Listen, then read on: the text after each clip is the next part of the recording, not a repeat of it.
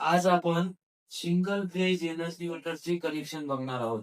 Single phase म्हणायचं गेलं तर आपण फेज आणि न्यूट्रल असते, जे गावामध्ये आपण आउटपुट म्हणून वापरत असतो, बरोबर.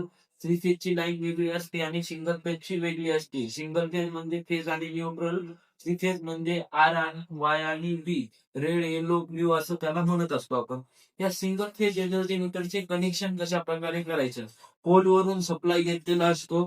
तुम्ही साधारण डायग्राम मध्ये बघायला गेलं तर असे पोल असते. पोल पासून तुम्ही आउटपुटच्या स्वरूपात करून वायर कनेक्ट करून जे घेत असता, त्याला कनेक्शन कसे केलेले असतात या एनर्जी मीटर मध्ये. हे जे आहे एनर्जी मीटर आहे, जे डायग्राम असतो किंवा जो वीज बिल तुम्हाला घरी आणून देतो जो व्यक्ती, तो काय करतो, ते मीटर बसवत असतो.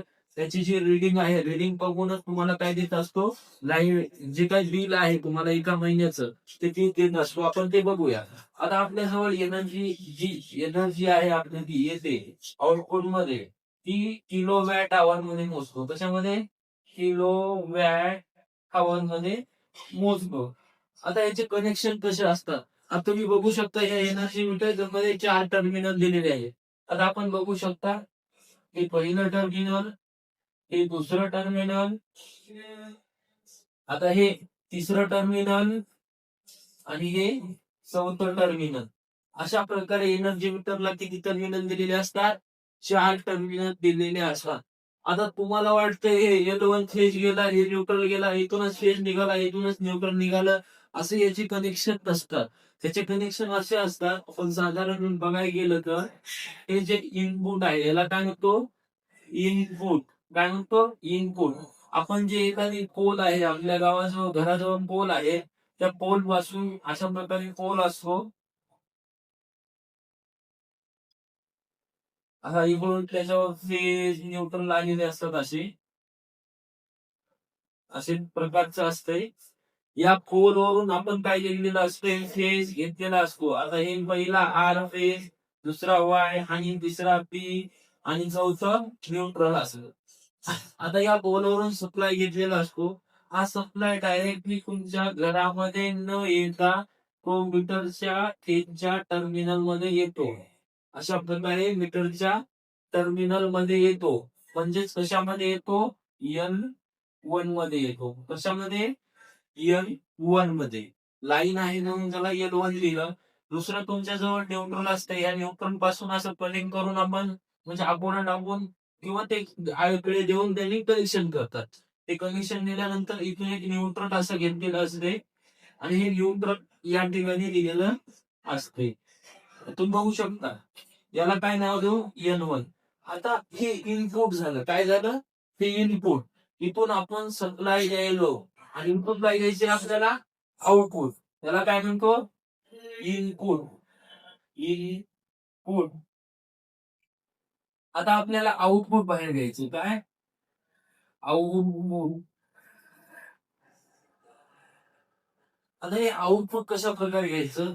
आता हे एन वनच्या नंतरचं जे टोक असते 3 नंबरचं, हे सुद्धा न्यूट्रल असते. अखेर आउटपुटच्या स्वरूपात आपल्याला मिळणार न्यूट्रल असते. याला काय नाव दिलं आपण? N2 दिलं. काय दिलं?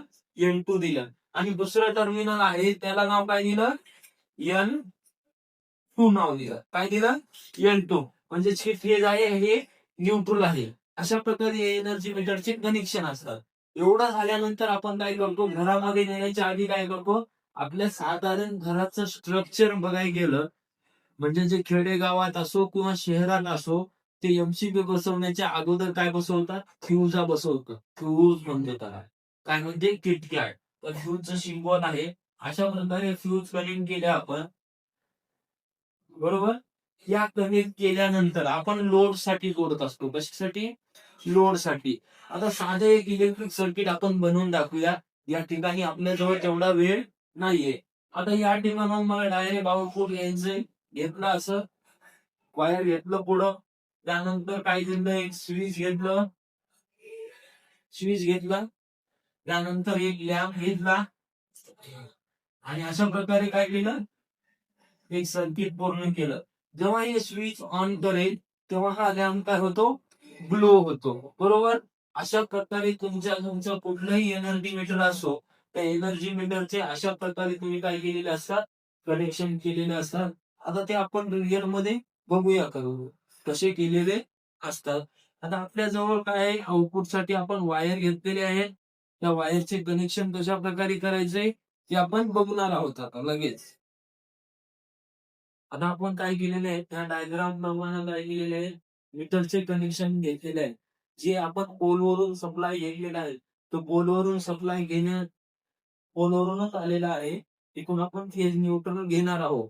आणि जे लोडसाठी लॅम्प जोडलेला आहे, त्यासाठी फ्युजेस वापरले नाही किंवा स्विच वापरलेला नाही. डायरेक्टली आपण कनेक्ट केलेला आहे. फेजसाठी वायर जोडलेला आहे. त्यानंतर काय म्हणलं, N1 हे न्यूट्रल साठी जे आपण घेणार आहोत पोलवरून. त्याच्यानंतर N2 हे आउटपुट साठी म्हणजे लॅम्प साठी दिलेलं आहे. तसंच हे दिलेलं आहे आउटपुट साठी. हे इनपुट आहे, हे आउटपुट आहे. फेज न्यूट्रल न्यूट्रल फेज अशा प्रकारे या एनर्जी मीटरचे कनेक्शन असतात. आता तुम्ही बघू शकता, मी कनेक्शन करून दाखवणार आहे तुम्हाला सगळ्यांना.